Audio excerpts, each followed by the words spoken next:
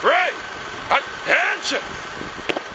Law and order is required in any society for peace to exist, the Bahamas being no exception. In 1729, law and order in the Bahamas was executed by the magistrates and justices of the peace, assisted by a constable, whose sole duty during this time was to carry out all lawful orders issued by the magistrate, justice of the peace, and all government officials. By 1799, the General Assembly decided that the constables in New Providence would have the same powers as those in England. And as time went on and crime increased, there was a need for more constables to serve. So in response to this need, more constables were appointed by officials to serve in all districts of New Providence. Also working under the authority of the magistrate were the night guards. This was a group of men whose main responsibility was to protect the businesses and homes of the free population.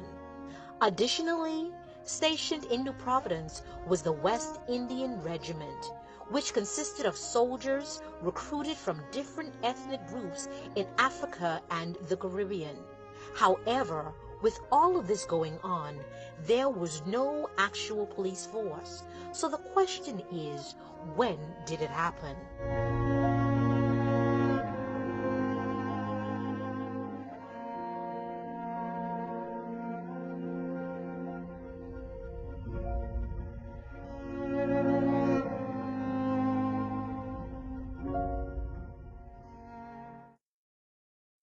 With slavery being abolished in 1838, there became a need for a change in the justice systems that were separately established. So on February 20th, 1840, an act was drafted by the governor of the Bahamas, Sir Francis Cockburn, after careful research and studies of the authorities in England. Under this act, the constables in New Providence no longer worked under the authority of the magistrates, but now under the Inspector General. However, to ensure that order was kept throughout the islands, the magistrates were granted powers in the absence March 1st, of the Inspector General. The Bahamas police force was formed by 16 formerly enslaved men. Some, if not all, were former night watchmen under the leadership of Inspector General John Pinder. At this time, the duties of the force were mostly performed in New Providence, due to the simple fact that crime on the outer islands were non-existent. My name is Reginald Ferguson. I was born on this wonderful island of Aucklands in the Commonwealth of the Bahamas,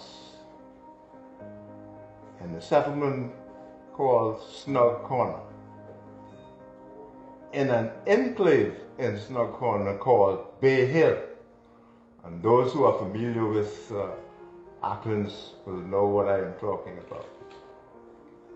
I went to school. My university is on the corner of the main road and the entrance into Snug Corner. I came at a time when Snug Corner was a gated community. You had to be let through to get into that settlement. I went to school there, and growing up, I wanted to be somebody of authority. That's how I look back at it. And the highest figure around there was the commissioner, who comes now and then to pay off the bills for government workers and what have you. The only sign of any policing in our community at the time was a local constable. And I noticed how there was such awe for him and the respect that he had. And I say, you know, I'm going to be a police. Mind you, I didn't know which direction to look in for Nassau at that time. But nevertheless, I can be a police. My name is Paul Hiram Farquharson, and I was born in Mount Ground, Long Island. My parents, Ural Burton Farquharson, was a principal in Clinton's, Long Island, next to Bite Ground. And he and Reverend Dr. Charles Sanders, who just passed, I think, 2 weeks ago, they were trainee teachers and principals together. Once they graduated, Charles Sanders, Reverend Doctor, went to Andros, and my father was posted in Long Island. And he married my mother, Martha Knowles, who was a monitor in the school, and of course, then I came along. I was the only child of that union, and 18 months later, he died of an operation for tonsillitis at the Prospect Ridge Hospital. That's where the hospital was in those days. And of course, my mother was only 18 and a half at the time, and she came to Nassau to the funeral, leaving me behind in Long Island. And so I grew up as an adopted kid. She never came back, but she remarried and moved to California. And so from 18 months to my adult life, I was brought up in the care of a family called Henry and Margaret Pratt. They had 7 other children, and I was the baby adopted into the family. My attraction to the Royal Bahamas Police Force was because of my parents, who were in the public school system, and therefore I wanted to follow in their footsteps to serve the Bahamian community. By the end of 1840, there was 1 inspector general, 30 sergeants, corporals, and constables. During the 19th century, the police force was still unstable. Officers weren't sure of their duties. There was little to no supervision. There were also serious welfare issues. These internal issues prompt a commission of inquiry. During the inquiry, several questions arose about the deficiencies of the force. As a result of this, the Inspector General duties were limited to solely that of police duties, and he was given the power to imprison police officers and cut their pay.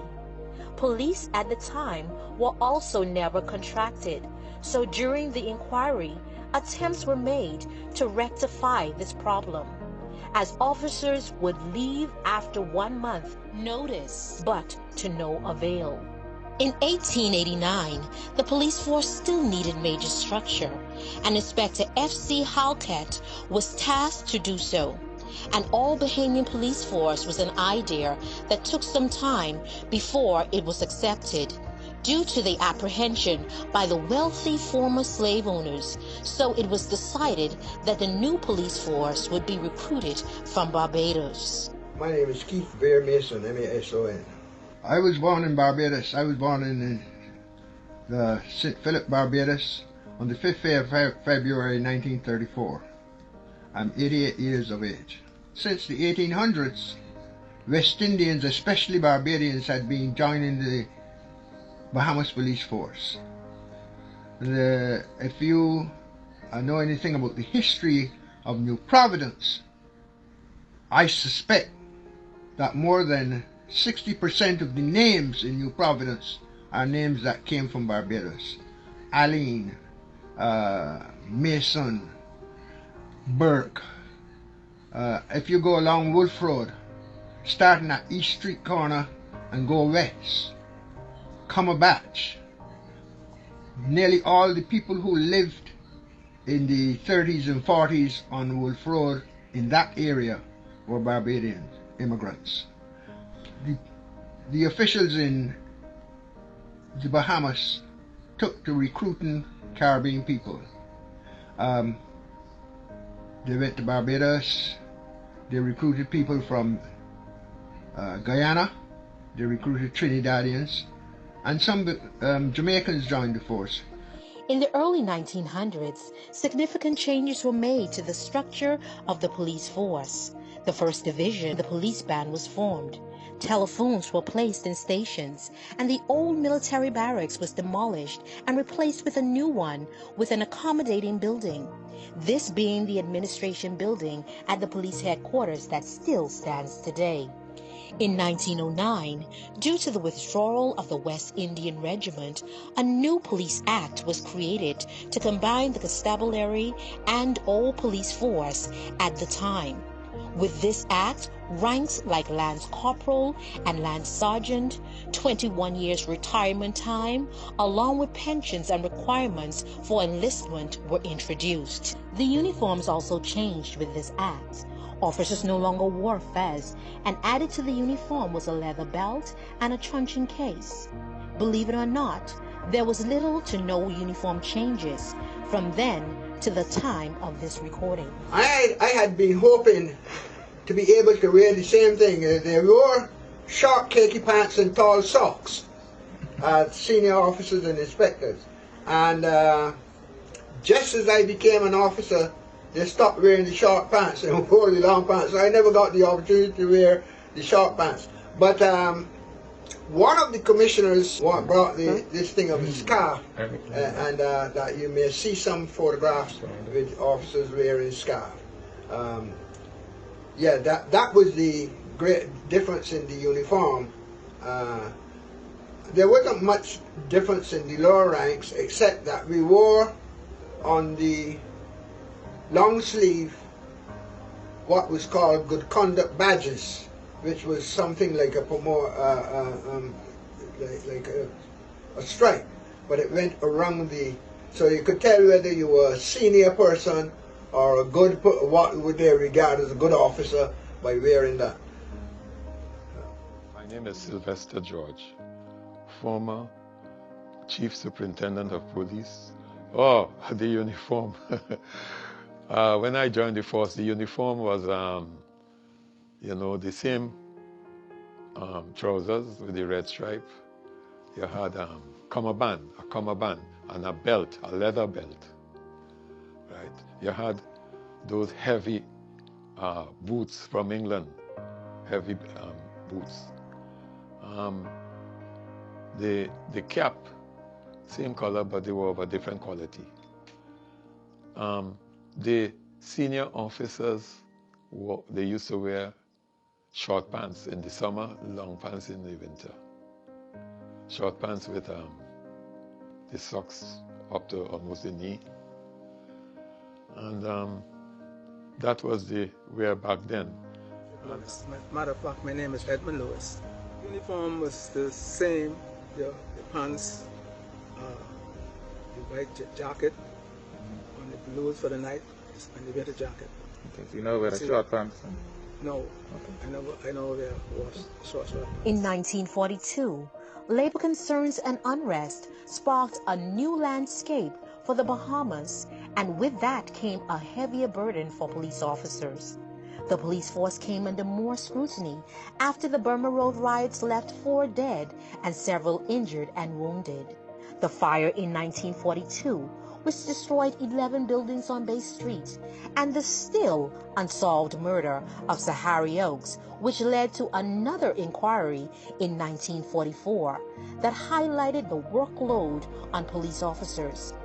This inquiry resulted in the police force being increased by 200 members, a full-time teacher at the training school, and an exam to be elevated to the next rank, among other things. In the 1950s, a white Bahamian deputy commissioner, Edward DeWitt Sears, was acting as commissioner when the 8-hour shift system was introduced to the force as an experiment. This ultimately got rid of the 24-hour shift that had been held in place for 110 years. When we go out on 24-hour duty, you carry toothpaste, toothbrush, razor, little towel, and so on, because you're on for 24 hours. We used to go out on patrol in the day, 2 hours out, 2 hours rest. 2 hours out, 2 hours rest. In the night, 4 hours out, 4 hours rest. That's how we worked. We had 2 divisions. You had sections, but you had 2 divisions, A and B. A division on for 24 hours. That is from 10 a.m. to 10 p.m. to 10 a.m. the next day. B division on for 24 hours, same thing. They provided sleeping accommodation on the station. After Commissioner Sears, a European former military general, E.J.H. Colchester Wims, took the reins as Commissioner of the Bahamas Police Force after formerly serving in Barbados. In 1955, Spencer Hardy, an English officer, as you well know, in those days, the senior officers in the force were Englishmen. Spencer Hardy was an Englishman who was deputy commissioner, and he came to Barbados to do recruitment. And of all the fellows who turned up for the recruitment venue that morning, 20 of us were selected, and I happened to be one of the 20. Paul Rupert Thompson, Senior. I was born on the 19th of July, 1927, so I'm approaching 95. In a place called Krupia Village in Trinidad, Carroll County, Trinidad. It was casual decision, but it turned out well. I was 16 years old. My mother put me in the railway. I left school when I was 14. They put me in the railway as an apprentice machinist, operating machines, Trinidad Government Railways. I spent 7 years there. One Sunday, I can tell you how this happened. I was sitting, we had just finished a soccer match, and we were sitting there when the newspapers arrived from the Trinidad Guardian. And I always got a paper to carry from my grandfather. So I got the paper. And the first thing I spot on the headline, officer from Bahamas here to recruit for Bahamas police. That is the first thing, I don't know, God made it so. It's the first thing I saw in the headline. So the fellows who were sitting there, I just said casually, I said, look man, I think I'm going to the Bahamas. So what are you talking about? And I showed them. I failed. I was thinking the Bahamas no more. So I look in the paper, I saw where some of the fellas left on the plane, they had pictures of them leaving. And a few days later, one of the employees in the railway told me a policeman out there to see you. Now I thought the policeman, I had run the red light with my, not a red light, run a police signal with my bicycle. And they had stopped me and had given them a wrong name. So I said, well, they catch up with me now. So I didn't want to go. So the fellow told me, he said, look, you better go out before the man come in here and embarrass you. So I went out. And while walking to the gate, I saw this police officer. He said, you're Paul Thompson? I said, yes, sir. You have a passport? Well, I feel so good when the man said that. I told him, no, sir, I don't have a passport. He said, well, come to the police headquarters tomorrow. And you'll sit there and we'll get your passport. Say, we're going to the Bahamas. Boy, I can tell you, that was great news. The opportunity and the decision to come here is the best decision I ever made in my life. Right? And I thank God. We slept in the police barracks that night. There were 18 of us. And the next morning, we left on a Pan Am flight, prop, landed at Oak Seal. That's where the airport was. And was in the force. I never worked as a police officer in any other country. I was a 21-year-old young man working as a clerk in a store in Barbados when I was recruited. So I knew very little about policing in any other country, because when I came to the Bahamas at 21 years of age as a recruit, I took my, we went to the classes and we had just under 4 months of training, and then we went into the road. Commissioner Colchester Wims, affectionately called the Lion, made progressive upgrades to the administrative system of the police force. We had the man who changed the whole force around, and that was Lieutenant Colonel E.G.H. Colchester Wims. We used to call him the Lion, for his call sign on the Motorola was Lion. He came into the force in the early 50s after Major Eddie Sears of Bahamian Contijo, who acted as commissioner. When I came here, Major Eddie Sears was acting as commissioner. Colchester Wims was transferred from Barbados here.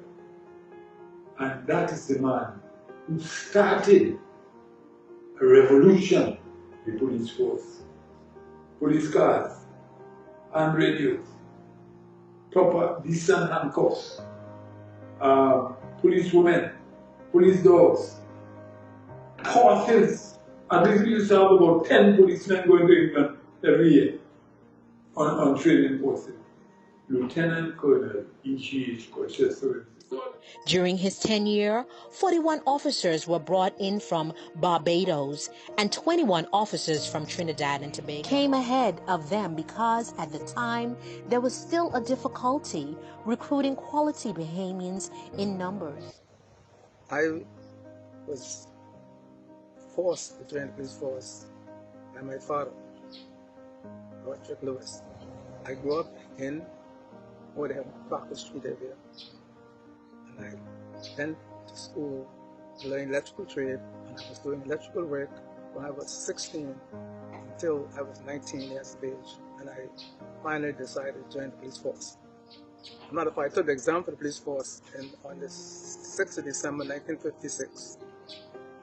I failed my medical when I took the medical in January, and Colchester Wims told me that I must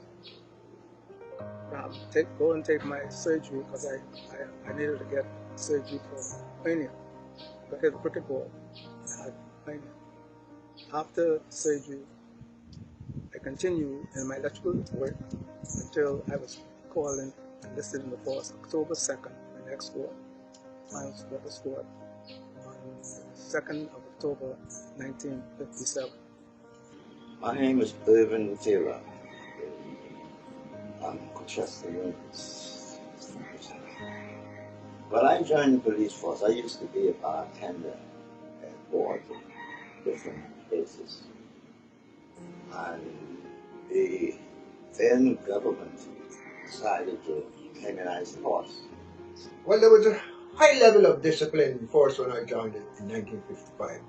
Because as I told you, in 1945 when the war ended and the young men were demobbed, they brought from the army that high level of discipline.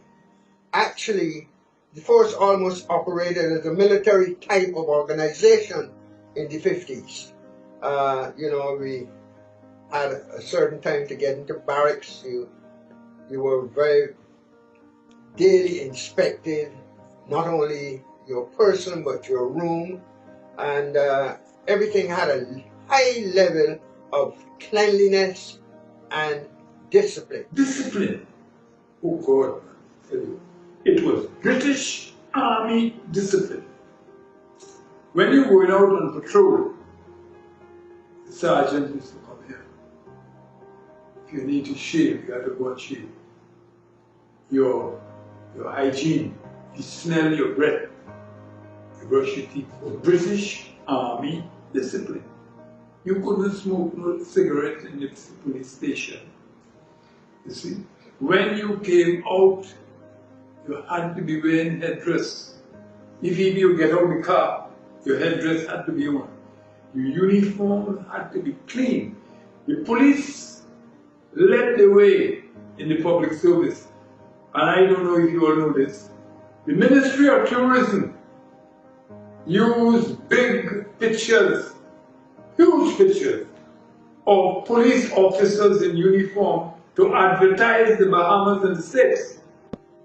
And you know, there was, in the day when I joined the police force in 1955, there was such a thing as you got charged for even stopping talking with people on the road, which we realized later was one of the better things to do because you got information. But that's how high the level of discipline was in the days, in the 50s. Oh, we had discipline. We had discipline. And Anthony Johnson, he never displayed the foolishness. The common word was in barracks. On a charge! I said, look, know why or this or why that happened. Once you commit a breach, you're on a charge.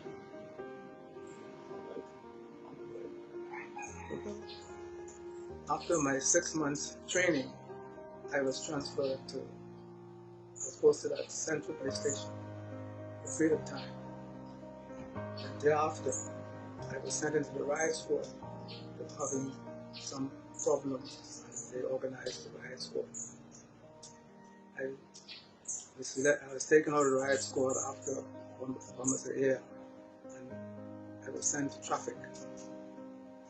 There I did point duty downtown, Bay Street. Lawrence Major was in charge of the motorcycle section. One day he passed by me and said, do you want to be a motorcyclist? I said, I can't ride cycle. I didn't have to. He said, I said, yes, sir. I then sent into police headquarters. There I was trained, and I became a motorcyclist. That was about 1960. I was a motorcyclist for quite some time.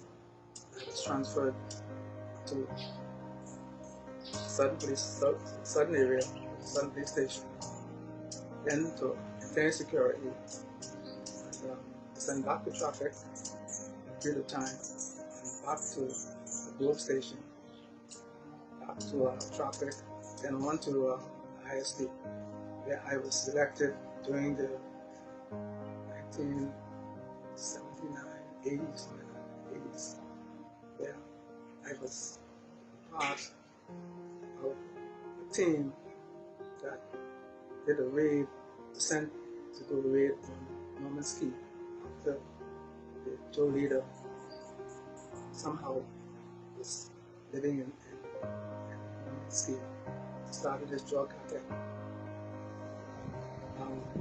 There were a lot of activities happening on this key.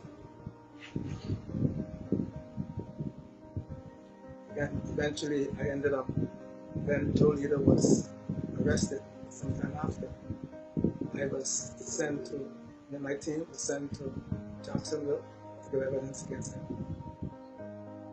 And we finished giving evidence, Joe Leader got 3 years in prison.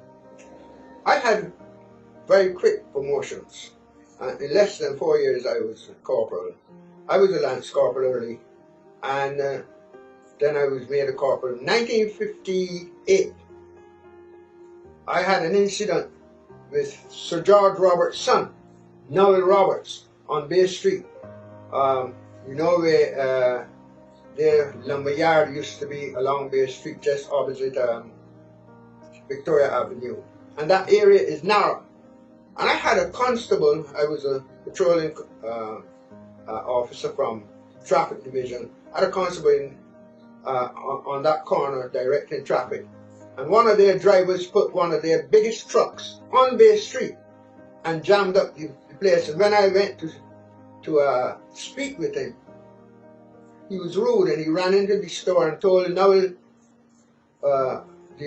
George Roberts' son, that I was out there interfering with his truck, and he wasn't going to move the truck, and so Noel came out and started to abuse me, and I arrested him.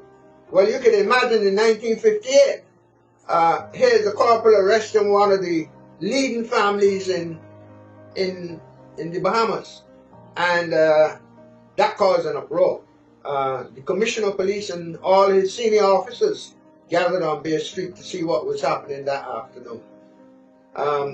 Shortly after that, I was approached and told that I was being transferred from New Providence. They're going to cool my heels. Commissioner Colchester Wims is remembered for his concern for the force's welfare, introducing force standing orders and designing the police force flag. The mid to late 1950s was indeed a trying time for police officers in the Bahamas, with the invasion of Quezal by Cuban nationals and the labor dispute involving taxicab drivers. But a major shift was about to happen for the Bahamas police force and the Bahamas in general. In the 1960s, the force was still moving forward with the arrival of the first women police officers and the introduction of different divisions such as the Police Reserve Section, the Traffic Division, the Marine Division, and other sections to propel the force forward. I am the product of Trinidad and Tobago, humble beginnings. I was born and raised by my grandmother and my mother in a small, humble, quaint settlement, namely Mason Hall in Tobago. I attended public school, government school there, and the Catholic Church. I attended the Catholic Church, very instrumental in the Catholic Church, the religion. When my grandmother died, my mother took me with her to Trinidad, where I furthered my education, and in completing high school, I got involved or participated in a technical or trade school skills apprenticeship program, where I acquired multiple skills, including tailoring, woodwork, music, farming. I also worked at several garment factories in regards to tailoring. Premier Shirt Factory, a garment factory that specialized in school uniform, and also Narayan's Garment Factory. That one specialized in work uniform. I learned from a friend that was a member of the police band, a Trinidadian that was a member of the police band in the Bahamas. He informed me that was in the early 60s. He informed me that the Bahamas is planning to recruit members of the force and members of the band especially. And some of my other peers, like Atlee Koruth and some of the others, they were also informed. And around that time, I'm talking about the early 60s now, a lot was happening in the Caribbean in terms of the Federation and a lot of the Caribbean countries becoming independent and forming their own regiment, and each regiment, of course, would have their own band. Jamaica, Trinidad and Tobago, Barbados, and there was much talk about the Federation, all the major Caribbean countries English-speaking countries becoming members or forming the core of the Caribbean Federation. I had applied to join the police band in the Bahamas. I also applied to join the regiment band in Jamaica, and of course the Trinidad and Tobago regiment band and the police band. So I made multiple applications to different countries, and I subsequently received the first response was from the Bahamas. Now I didn't know much about the Bahamas then. All I could remember about the Bahamas from the stamp collection. The collection of stamps back then was a hobby. So I first learned about the Bahamas as a fishing tournament and tourism destination. And of course, I learned more about the Bahamas, and having met all the requirements, I was recruited for the Bahamas Police Force for the band in 1964, July of 1964. I joined the band. I got out of school when I was 13, and at the age of 15, those days you went to school, and when you reach a certain age, you had to be gone. There was no further education here, and so my parents decided that I had to go to New Providence to do something, because nothing was happening here for me. And I went to New Providence, and I was 15 years old, plus 15 years and 9 months old when I went to New Providence. And very shortly after, I tried to join the Royal Bahamas Police Force, because I decided that I wanted to be. I did some odd jobs. Apprentice, was carpenter, mason, all those things. And eventually I went to apply to join the Royal Bahamas Police Force. Well, I passed the exam and did all that was required until I got to a point where they said I have to bring in my passport, and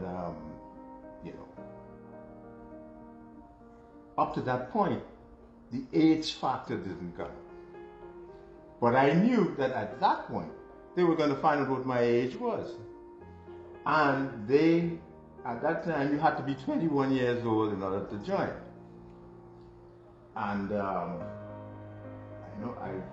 probably 17 or 18, somewhere around there. So I figured it was going to be revealed what my real age was, and except I lied. I was advised, there were a number of young men, I wouldn't call any names, who were trying to join the force at the time. And they advised me to put my age up. And I thought about it, and I said, I'm not going to do that. And I went and got myself employed as a mason apprentice, and the job was way out in Cable Beach. That time there was a jungle, and building a house there, and I worked along with a mason, and I've been out there in the construction industry and working, and I think more than a year passed, and the law changed from 18 and from 21, and you could join the force at the age of 18. So I went back to the police force to check. When I got there, they said, well, where you were? We've been all about looking for you. We wanted you supposed to come and join the force. And I was happy that I did not take the advice to put up my age. You know, you have to go and get affidavit and say this and say that and say that, which is actually not true. A lot of officers did that. And as I went through the force and been here for over a period of time, I saw the folly of that. It embarrassed certain people that I wouldn't call their names. Because when they reached the retirement age, they then want to revert and say, but you know, I was not that old and this is my real age. And so it was very embarrassing for some people.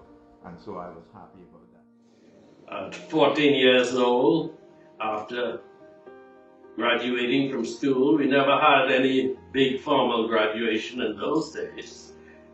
Glenton's all-age school, I left at 14 and a half, and I landed a job in Chubkey, Berry Islands, where my first job was a dishwasher. And then I was promoted 6 months after that into the dining room as a waiter, helper. And 3 months after that, I was promoted to a waiter. And then 3 months after that, as head waiter. Community. 17 and a half, I flew to Nassau from Chubkey, sat the examination, and Superintendent Charlton, who passed only 2 years ago, I believe, he was the recruitment officer, he was a corporal, and he put me through the ropes in terms of trying to qualify for the force, successful in the examination, but I was a half-inch too short. And he asked me to tiptoe, and that's how I was able to meet the qualification of being 5 feet 8 inches. And he told me that through the training, I would probably grow another half inch. I don't know how he came to that conclusion, but I believe I'm still 5 feet 7 and a half at the moment. But in any event, that was the beginning of my introduction to the force. After that process, I think it was probably 2 months later, he called me at Chubkey and said, look, we are ready to recruit you to come in to Nassau. I came into Nassau, and the squad was, I think it was C Squad of 1966, the 12th of December, when I commenced training. Police force. I believe I worked in every department in the organization. I spent the majority of my time in the criminal investigations area, in the plainclothes area. No, we used to say plainclothes uniform, but in the plainclothes side of the police force. And after my graduation, I went to work at Central Police Station. But in those days, when you graduate, you spend 6 months in the training school. And then when you graduated, you did a tour for another 6 months, and you went to the major police stations, including Freeport, as a kind of an orientation process.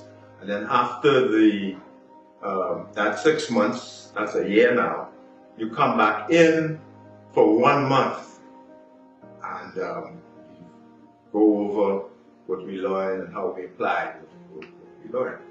And so when that is over, after 13 months, after that 13 months, you're then assigned. And I was assigned to Central Police Station. Part of that orientation process, after you graduated after 6 months, going around to the different stations also included going to the criminal investigation department. I liked the criminal investigation department. And, I was involved in going out and seeing how senior officers were doing, and the number of persons that I remember as early as there. And then I've been involved in a famous case as a new entrant into the criminal investigation department, where a young child was discovered in an outdoor toilet which was sitting on a shelf, and the baby born and was thrown underneath the shelf. And the man was reported to the criminal investigation department, and a team went there and they took me there with, I was like the junior man. So we arrived at the place, outdoor toilet, everybody's familiar with it, and they say somebody got to go down in that hole. I was the junior man, so I didn't have any defense. So I grabbed the trousers of the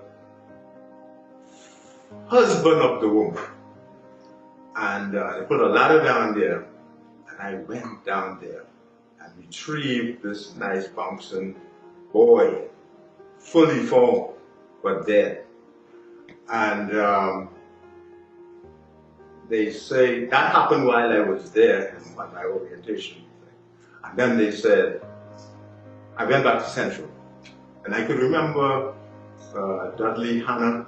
He was the officer in charge of Central at the time, and he came to me and he said, listen, those people at the time, CID was upstairs in Bank Lane over the Central Police Station. He said, up there they say they want you to go up there. Now I want to keep you here, homeboy, because he's from Athens, you won't be there. He said, I want to keep you here, but those people up there say, you must, they want you up there. And so that was I went into the criminal investigation department, the plainclothes side of the force, and I've been there until senior ranks. My first very challenging attachments when I graduated was at Southern Police Station, and I lived in room number 12. And of course, I walked the beat, and I remember my first arrest in front of the cinema theater just below the East Hill Street. On the right there was a theater, and there was a group who called themselves the Wallace Brothers. I don't want to call any names because some of them may still be alive. One of them in particular was a noted cusser in Bahamian colloquial, used a lot of obscene language, and I went on patrol. In those days we did foot patrol, was a must, and accompanying me on my patrol was Superintendent, he is passed on now, Wells. He was the senior man, and in those days, if you were a senior constable, you operated like a corporal. And so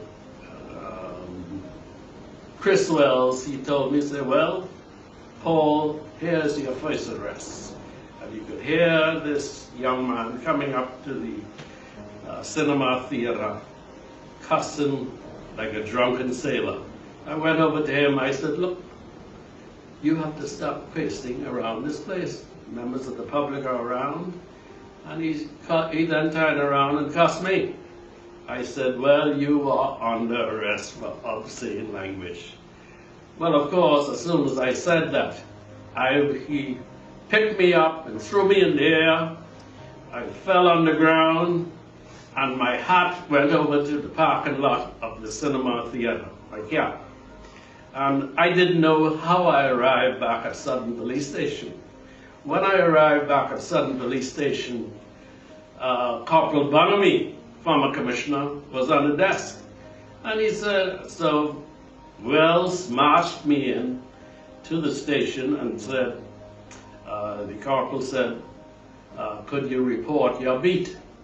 And Chris Wells, who was the senior person, said, beat all its accompanying surroundings are correct.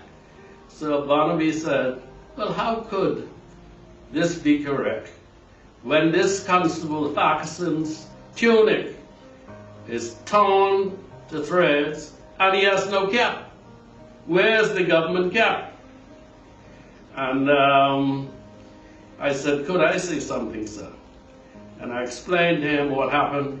He said, about time, go and find government cap. And to this day, I never found that cap. To this day, every time I pass East Street, I look over in the parking lot to see if I can find that cap. Oh, discipline was A1. If you report for duty 1 minute late, you are charged, you are defaulted. As a matter of fact, when I talk about late, if a function or whatever event is to take place in which you are to report for, say 6 o'clock, you are to report for duty 15 minutes before that time, 15 minutes before 6, right? 15 minutes before 6 or 5:45.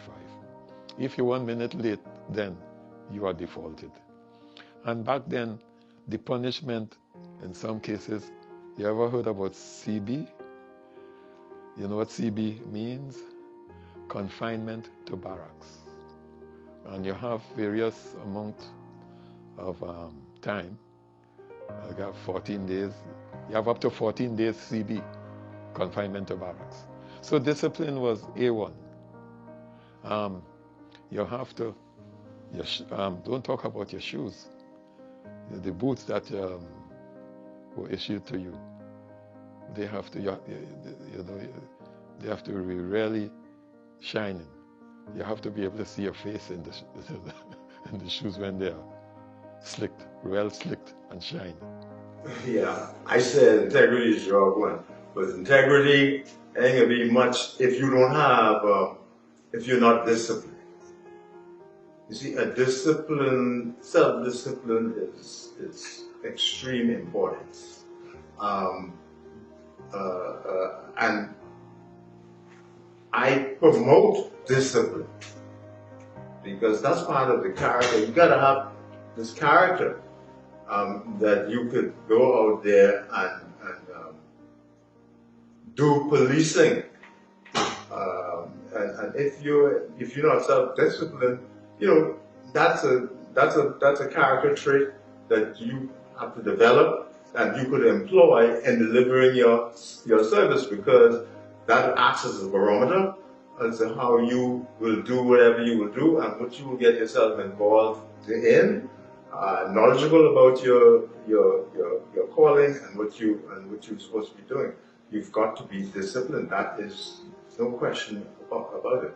And we had officers in my time who were very, they put emphasis on that.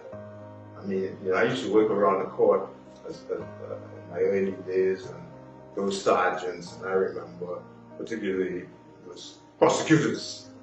One of them was a man called Keith Mason. I was his court orderly. And one day, after court adjourned, he went to his desk and he sat. And I came in, and of course we took pride in ourselves in those days and how we dressed and all that. And I went to Mr. Mason's desk, and I kind of like leaned over the desk. He was a sergeant, he was sitting behind us. And he shouted, "Get to attention!" And I straightened right up, because he was a very disciplined man, officer, and he didn't allow any infractions like that to take place in his presence. And so, he straightened me right up. I always remember that. Every time I see him, I remind him about that. But I benefited from that. Early in the year 1973, things were moving up for the police force. The police college located on Thompson Boulevard was built with funds gifted to the country by the British government and opened on February 23, 1973. Preparations were also being made for an independent Bahamas. An event of this grandeur had never been embarked upon before by the police force and thus presented a challenge. The organizing of 32 events along with other government officials and a royal visit from the prince. The police force had to make preparations, ensuring traffic and special security measures were put in place. Among the things being prepared for the 6-day festivities was a parade to commemorate the event. We were part of the secretariat at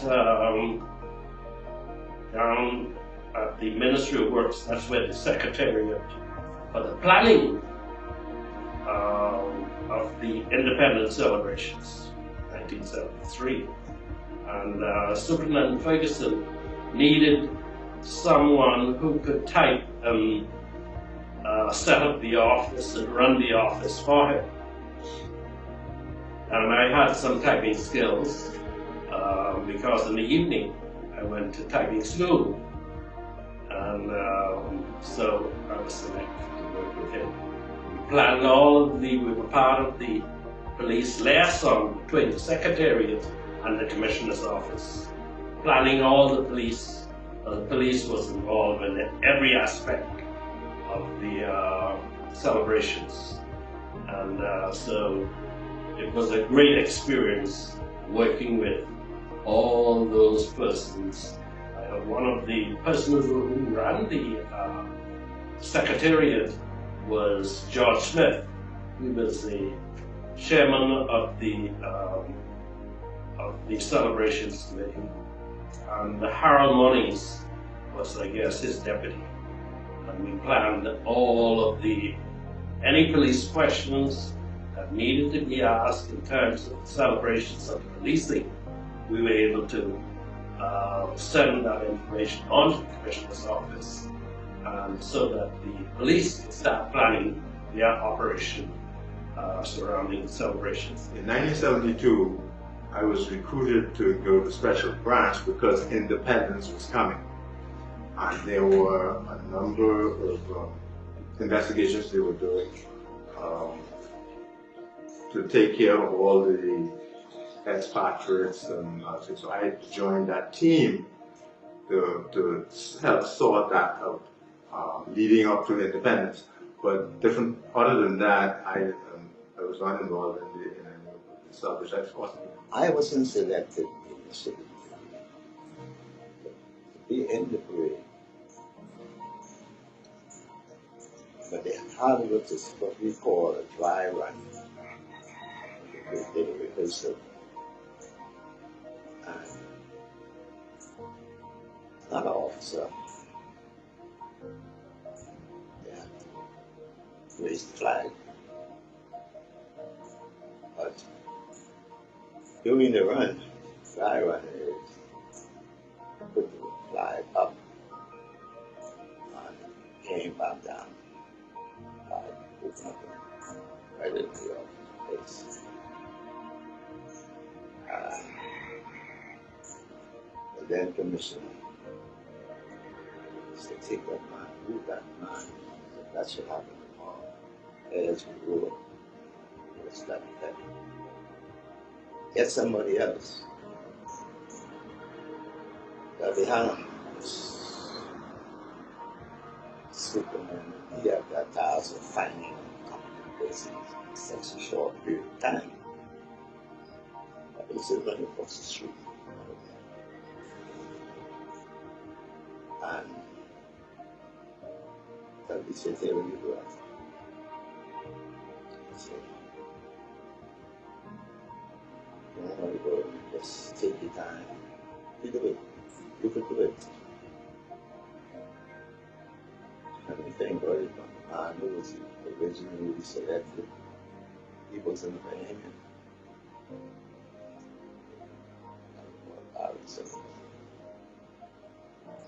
So, I So then I do it.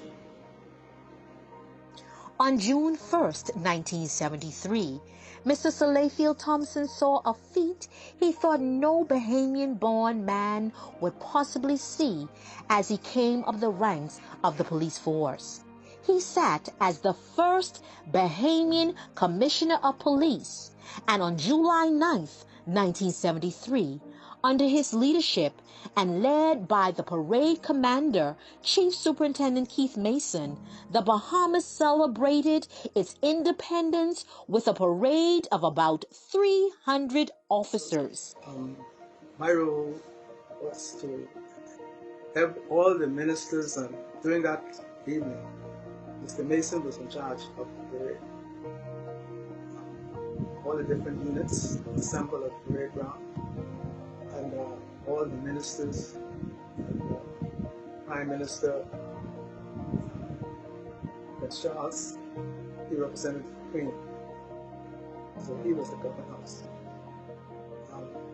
I was the last to leave at Prince Charles, with the Prince, and we arrived on the farm. So Mason called the parade to attention at the street. So I got my tunic ready, my pants ready and everything. You know, I mounted my tunic and I drove down to the fort. When I got to the fort, looking for a spot to park, and I found a spot, opened my car, looking, get my tunic, mount my tunic and everything. I'm looking back and get my tunic. I looked back. I said, where was my tunic? I said, I'm sure I put my tunic. Somebody must have moved my tunic. Somebody moved my tunic. So one of the fellas said, Mr. Terry, you didn't bring no tunic. I said, what do you mean I didn't bring no tunic? I brought my tunic. So I said, at that time you take Robin about tunic, you could be halfway home. So I dashed home in my car.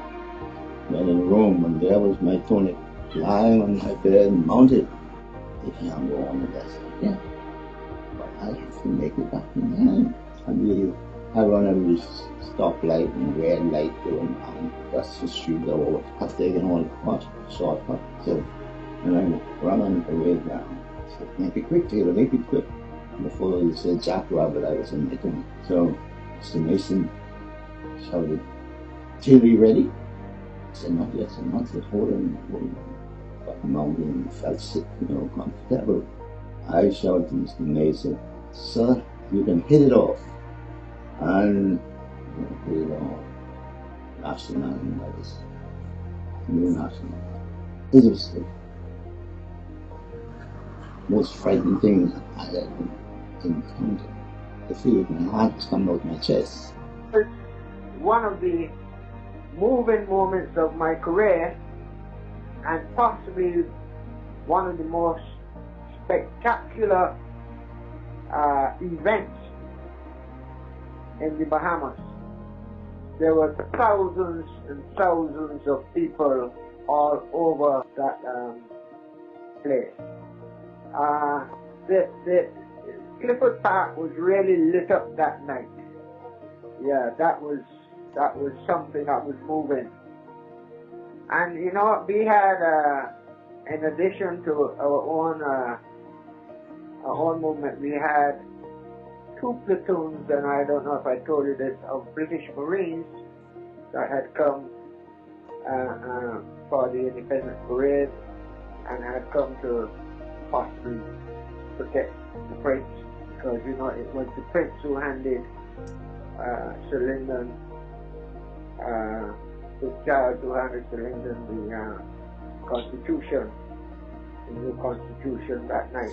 At 10 p.m., they marched onto Clifford Park and was inspected by the new Prime Minister of the Commonwealth of the Bahamas, Sir Lyndon Oscar Pinling.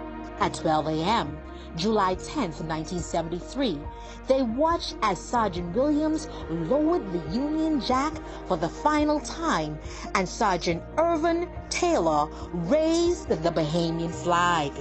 We marched.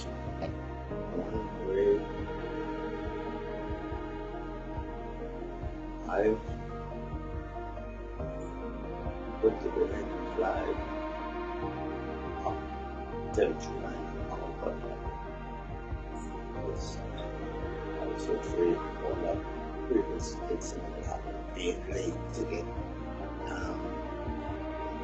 everything out of that. And I hit on that way ground. I was trimming that beef. And the commissioner came over to sit my throat too. He said, I don't know what I do with you, boy, if that flag should come down. This was the last rehearsal. I know him and said, you don't have to do nothing with me. So because I done make an about turn and I don't take off running in the seat, you'll have to catch me. And then you stop. I didn't even coming back to the main line.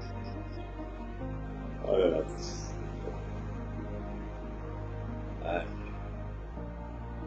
eventually, off. And my heart was beating.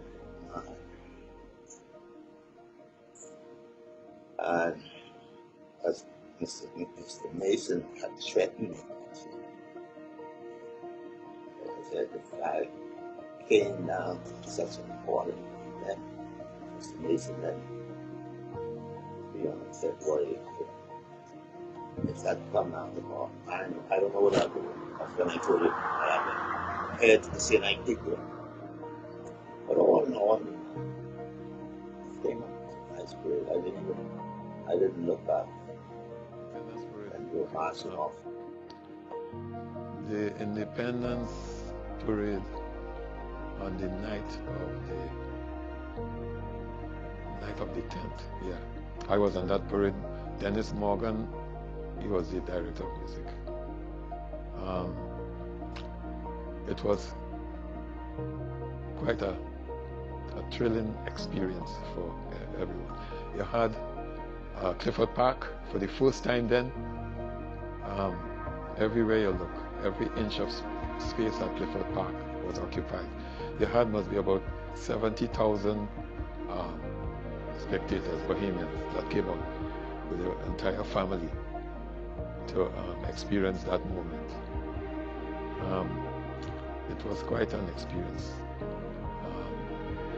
to see the actual significance of the birth of the Bahamas and its ruler, so to speak, Britain, the UK, where the British flag came down for the last time, and the Bahamian flag, new nation, that signifies the birth of a new nation, was lifted, and to fireworks and cheers. One of the hilarious high points of my life actually is that my oldest daughter was 15 years old at the time. The then High Commissioner, Sir Alban Brennan in London, and when she saw the parade, they were watching the parade. He had gotten all the Bahamian children in London, young people in London, to come to his residence to watch the parade. She said, look, my daddy leading the parade. She's in London at the time. But that was one of the high points of my life. Mr. Thompson was very pleased that we'd done a good parade and things went well. With the police band playing on in the background, this led to the foundation for an enormous event in the Bahamas Police Force that had now garnered the title Royal Bahamas Police Force after the visit from the Prince. And we were marching off the parade ground. I asked somebody else, look back, see if the flag sit up. And I looked, I said, yes, you should see that flag. And when I looked, I saw the flag. I said, it's blowing in the wind. It's blowing in the wind.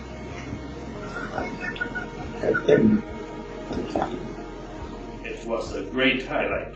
From there, that's when I went to the police college as a recruitment officer. I spent I worked with 3 commandants, and one of the main person was Keith Mason. He was like a father to me. He took me under his wings. I was his recruitment officer. Of course, I left there and went to the Providence district and worked with Paul Thompson. Gerald Bartlett was then assistant commissioner. He became commissioner. He was, in those days, assistant commissioner of New Providence and the Family Islands. I relieved an inspector as a corporal.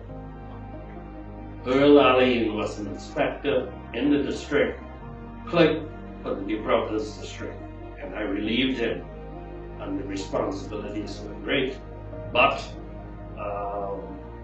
he put me through the ropes, and I eventually climbed the ladder. From there, I went to, as a sergeant, to Central Police Station. Another experience. Central is probably one of the most difficult stations in New Providence to work because of its makeup. You have all the courts, you have all the prisoners, you have Paradise Island and Pulaski Dock, and of course the straw market, one of the most difficult places you could work. There's nothing ever you could do that to bring good order in those days. I think it's a little more civil at the moment, but that was challenging.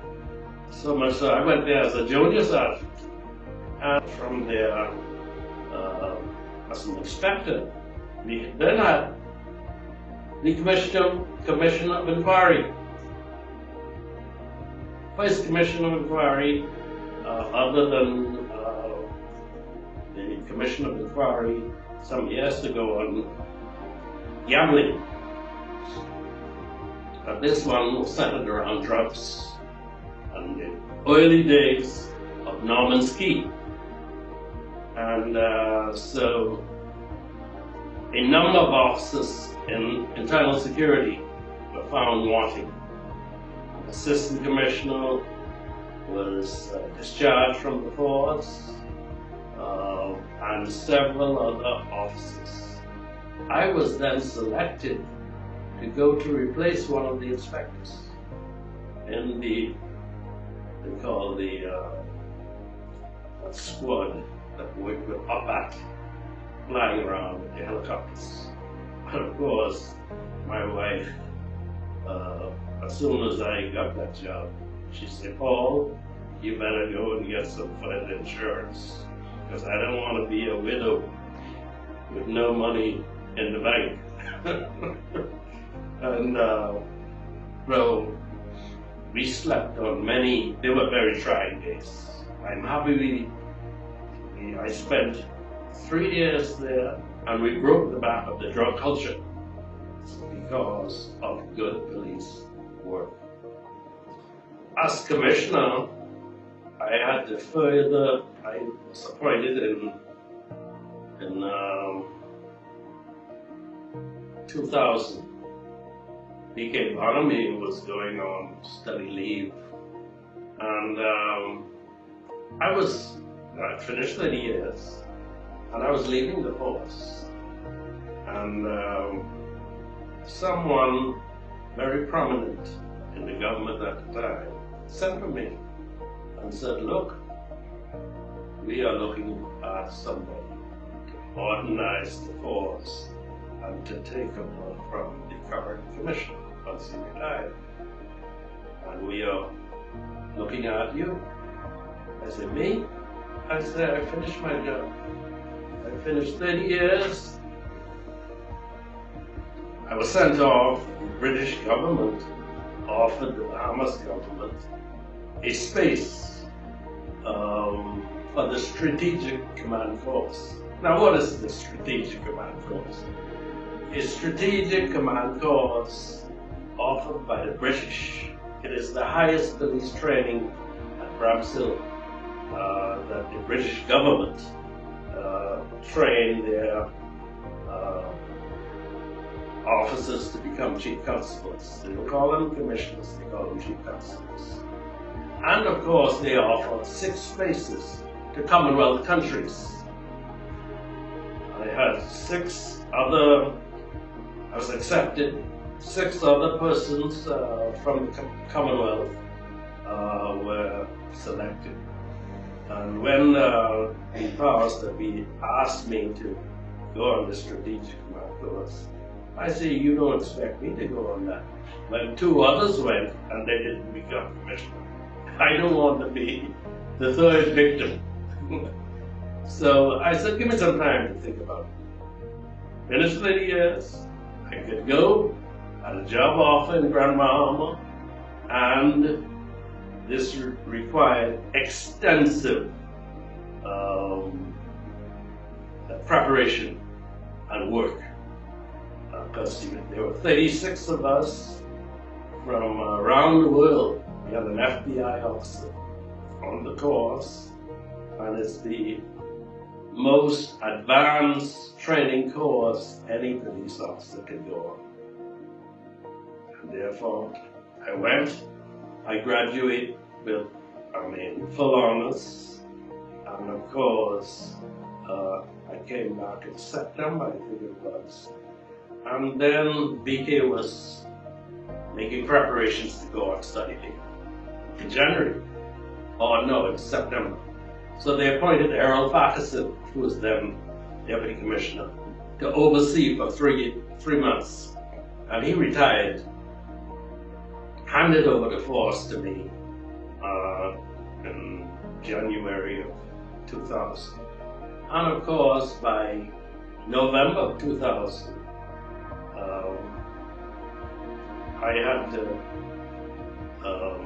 I took over again from BK, who was the substantive commissioner.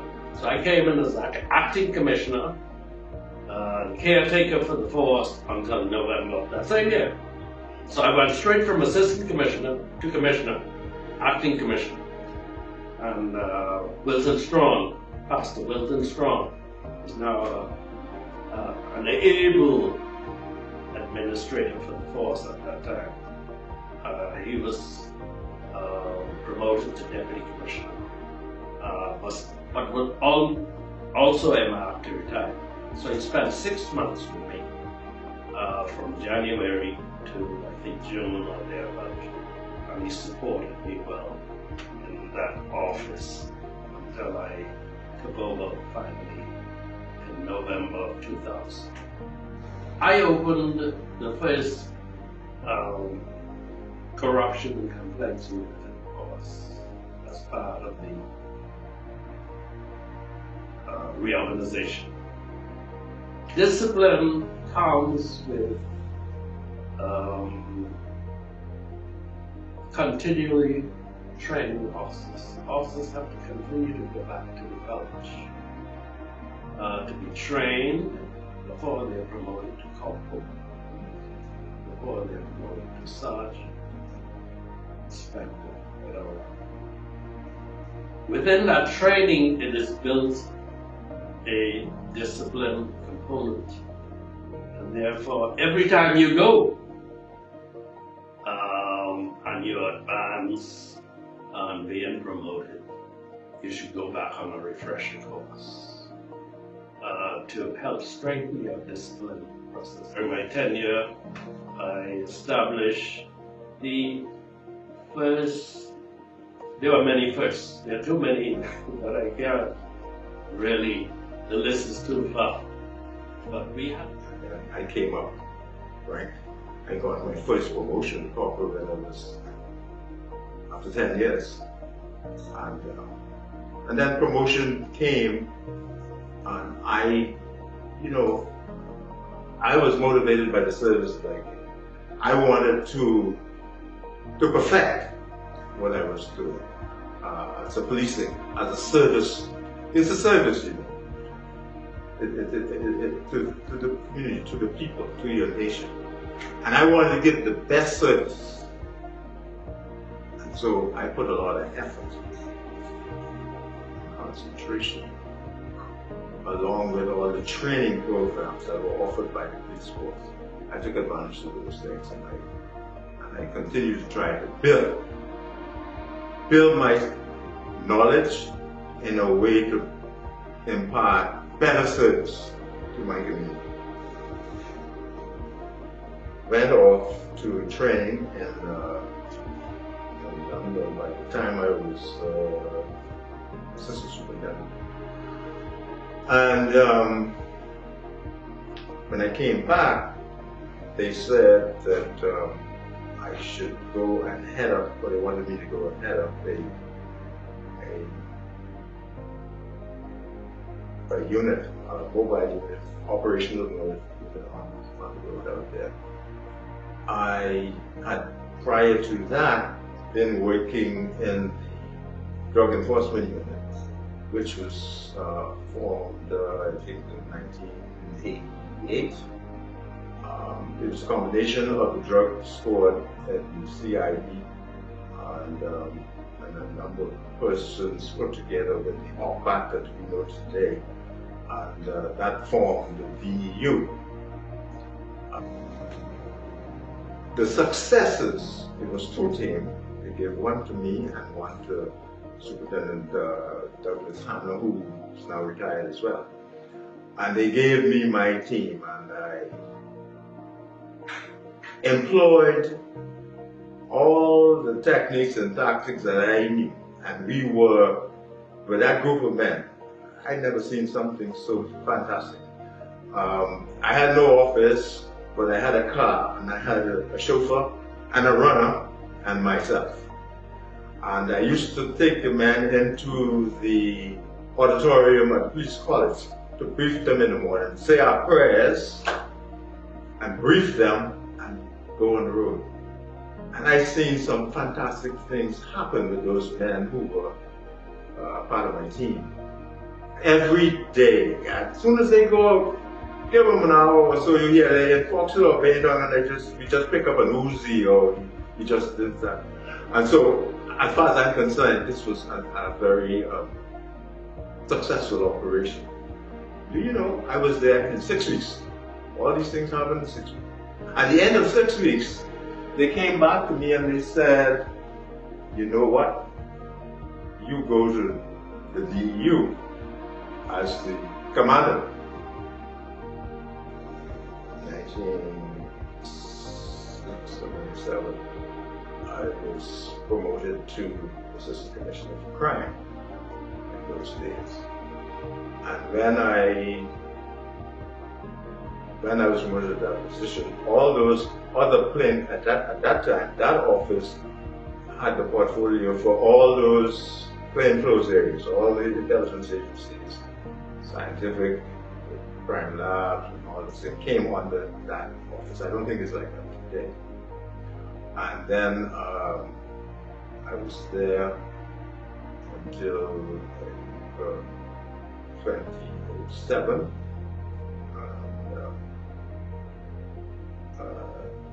Some changes came, and I became Deputy Commissioner.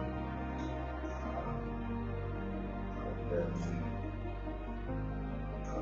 Commissioner of Police after Mr. Faxon. I was Assistant Commissioner for Crime. I think Mr. P.K. Bonamy would have been there, and then Mr. Faxon came after him. And then I was Assistant Commissioner for Crime for those period of times, and then was promoted to Deputy, and eventually was promoted to Commissioner of Police until I retired in 2010. I can tell you something. That commissioner post is a powerful post. And it is supposed to be autonomous. All right? But you have got to know a couple of things about my own experience. I came into force at a time when police officers, civil servants, public officers, you work for the state. But your responsibility was to ensure or assist in ensuring the implementation of the government's policy. And you don't go around whispering what you come to know by virtue of your position. It's a professional approach to what you're supposed to be doing.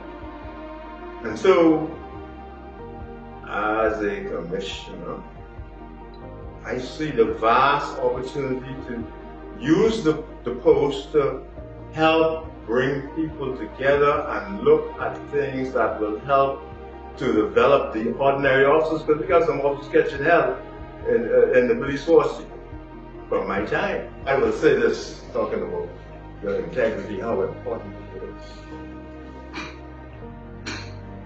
I could have called Washington. I know. And Yeah. and they trusted you. Yeah, we know that. I work with them. We know that. You see, I don't play it. I don't talk much. No, we know that. They trust you. And then, I round them up when they do wrong things and all that kind of stuff. So they do. And you would be surprised when it's come to me to advise on these policemen paying in this. But I come to realize that it was the trust. They can trust you. People can trust you. People all about this the same way. Yeah. They trust you. And if you go in the community as a policeman and a police officer and they can trust you. A little simple thing, for instance. You walk into a bar and the fella's cussing and carrying on, blah, blah, blah. When they look up and say, oh, look, you know, you watch them. They know. So, you know exactly what's going on. Trust and respect. Yes. I thank the commissioner. That's been my thanks. That he would consider me out in the bush in the Bahamian. I will regard this one from the center. I mean, 44 years, 2 months, and 21 days in my career. That's 44 years, 2 months, and 21 days. I got that down. And that's right like that. But if I die, that could have been possible. And I go and I come back, I'll be a policeman all over again. I am an advocate for reform in terms of police service commissions concerned, but the education of not only the officers themselves, but the wider community. Because they don't know, the wider community don't know what is a police service commission. You ask one of them, they tell you all kind of bullshit, right? But we are appointed by the Governor General under the Constitution as an independent body. I also serve as chairman of the Rehabilitation of Offenders, which is a most important job. I enjoy doing it because I set my own hours as a retired commissioner. I don't want a 9-to-5 job. What are you going to be doing? I want to enjoy the money that the government and the hard work I did for over 41 years. I want to enjoy some of that before I go to other places. And therefore, I set my own agenda. I have a great committee. We just changed committees, and I was retained as the chairman. So that's what I'm doing now. I will finish there. There's a whole lot more I can tell you. But I don't want to end without telling you my sidekick. I have always been involved in a little activity to improve the body, and therefore exercise is a good hobby of mine. I go walking 2 or 3 times a week. And of course, you'll see those trophies over there. They're representatives. I'm no pro golfer, but I learned golfing from one of our most esteemed Governor Generals, who I worked with for 4 years, Sir Gerald Gash. His name is still being called today. He's one of the Governor Generals were all excellent Bahamians, but I worked with him, and he used to play golf. He and Sir Clement Maynard, the deputy prime minister at that time, and I was in charge of his security. And, he would every now and then stop and show me a thing or two about golf. That's why I pick it up, and I never dropped it since. And then, of course, reaching out to overseas, I became a member of the African American Golf Association. And here's this prize. I was surprised when they offered this to me. The African American Golf Hall of Fame. I guess it's good to be a member and inducted into a Hall of Fame of Palm Beach for helping their youngsters. I used to go over, I was invited to go over and address them. And this is a very prize. I put this in a very great place of prominence on my wall because I prize it. It is, while I say I'm not a great golfer, it's a prized possession. But that's what I do in my spare time. But what a great journey. Since then, the Royal Bahamas Police Force has continued to move forward in all aspects.